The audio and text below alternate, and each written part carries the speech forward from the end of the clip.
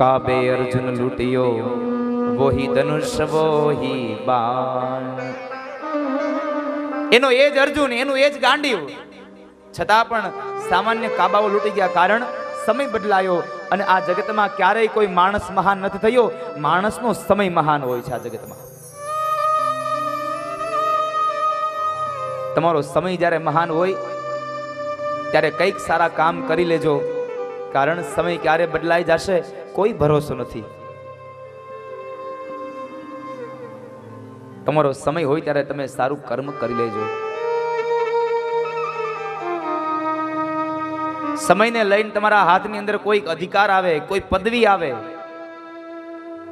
તમારી પાસે કોઈ સત્તા આવે તો એ સત્તાની અંદર તમે ક્યારેય અભિમાની ન બનશો પણ એ સત્તામાં તમે સૌ કોઈનું ધ્યાન રાખજો કૃપા કરીને કોઈને ધ્યાનમાં ન રાખતા નહીં તો માણસની પાસે સત્તા આવે એટલે કોઈનું ધ્યાન ન રાખે બધાને ધ્યાનમાં રાખે કે આણે મારું આમ બગાડ્યું હતું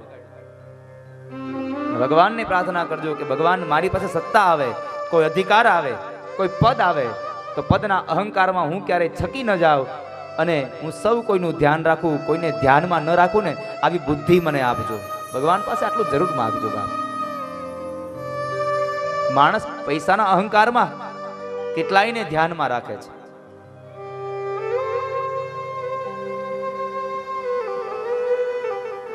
અર્જુને કહ્યું કે ભાઈ કૃષ્ણ નથી રહ્યા અને એ સમયે પાંડવોએ પોતાના ઉત્તરાધિકારી એવા પરીક્ષિત મહારાજને રાજગાદી સોંપી દઈ અને હેમાળાના માર્ગે હાડ ગાળવા માટે નીકળી ગયા છે જો કૃષ્ણ ન રહ્યા હોય તો હવે આપણાથી ન રહેવાય પાંચ પાંડવો માતા કુંતા અને દ્રૌપદી આ સાતેય વ્યક્તિઓ હેમાળાના માર્ગે હાડ ગાળવા માટે નીકળી ગયા છે ધીમે ધીમે સમય પસાર થયો પરીક્ષિત મહારાજ રાજગાદી પર બેઠા છે રાજ સંભાળે એવાની અંદર એક વખતના સમયે પરીક્ષિત મહારાજને થયું લાવ આજ મૃગિયા રમવા જાવ પણ પરદાદા વખતનો ખજાનો ખોલ્યો એની પેટી ખોલી અંદર જોવે છે તો અનેક પ્રકારના મુગટો પડ્યા છે એમાંથી એક સોનાનો મુગટ લઈ મસ્તક ઉપર ધારણ કરી અને જાય છે માર્ગમાં એક દ્રશ્યને જુએ છે એક કાળો અને કદાવર પુરુષ ગાય અને બળદને મારે છે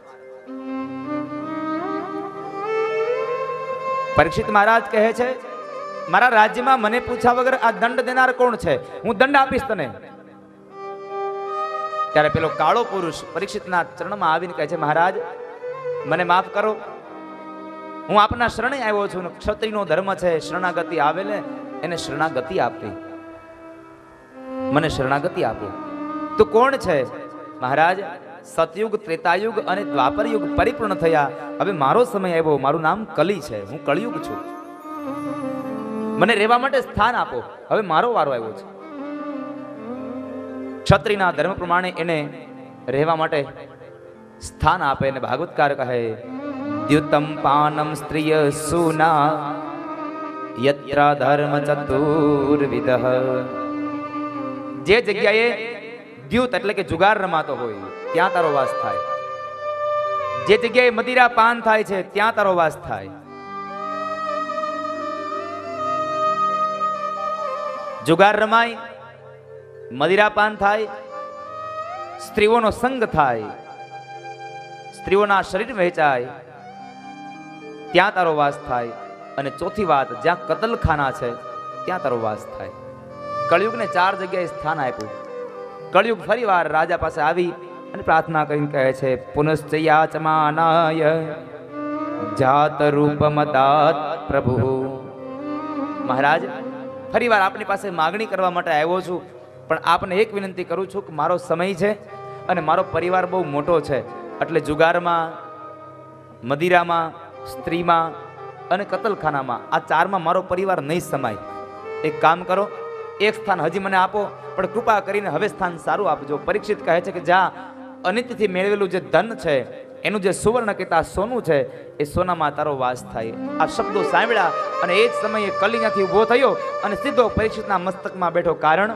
પરીક્ષિતના માથામાં જે મુગટ છે એ અનિતિનો છે ભીમસેને જરાસંઘને મારી અને મુગટ લીધો હતો અને આ મુગટ જરાસંઘનો હતો. જરાસંઘે જેટલી સંપદા ભેગી કરી હતી બધી અનિતિની હતી. એટલે કળયુગ એમાં બેસી ગયો. ભગવાનને પ્રાર્થના કરજો કે ભગવાન અમારા ઘરની અંદર નીતિનું જેટલું આવે ને એટલામાં અમે ખુશ રહીશું, પણ અનિતિનું અમારા ઘરમાં કોઈ ન આવવા દેતા. કારણ અનિતિનું ઘરમાં આવશે ને તો નીતિનું પણ ઢસડીને લઈ જશે. માટે ભગવાનને પ્રાર્થના કરજો કે અમારા ઘરમાં અનિતિનું અનાજ ન આવે, કળયુગ ન આવે. માથા ઉપર કલી સવાર થયો અને મતિ ભ્રષ્ટ થઈ. મતિ ભ્રષ્ટ થઈ એટલે એ સમય બરાબર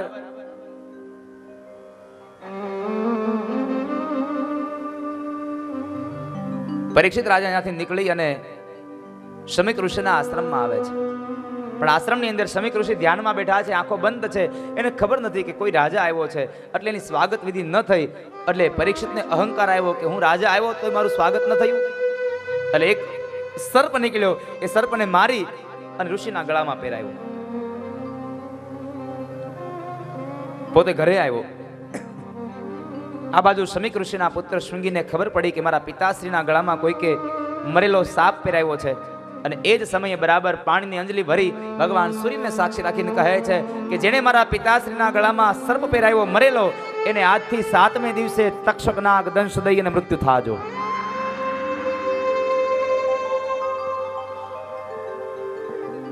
રાજાએ ઘરે આવીને જ્યાં મુગટ નીચે ઉતાર્યો, મતિ ભ્રમ થઈ.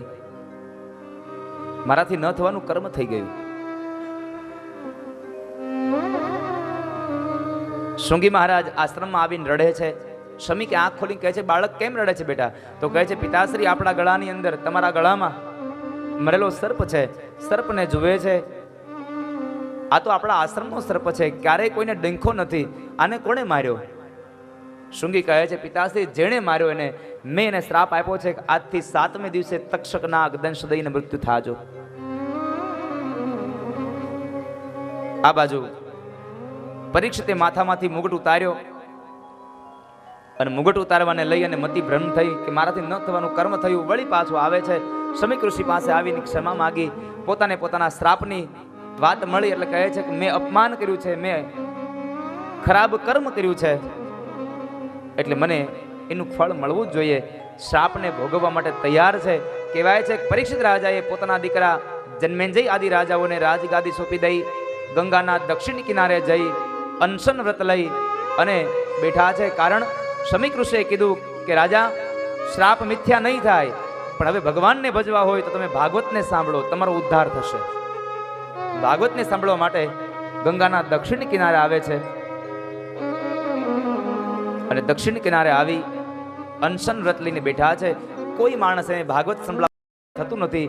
એ સમયે સુખદેવજી મહારાજને દેવર્ષિ નારદ લઈ આવ્યા છે. નારદ કહે છે, બાપજી પધારો ને. ગંગાના કિનારે રાજા પરીક્ષિત બેઠો છે અનશન વ્રત લઈને. એને 7મે દિવસે તક્ષક નાગ ડંખ દેવાનો છે. આપને ભાગવત સંભળાવો. સુખદેવ કહે છે, નારદ હું નહીં આવું. નારદ કહે છે, બાપજી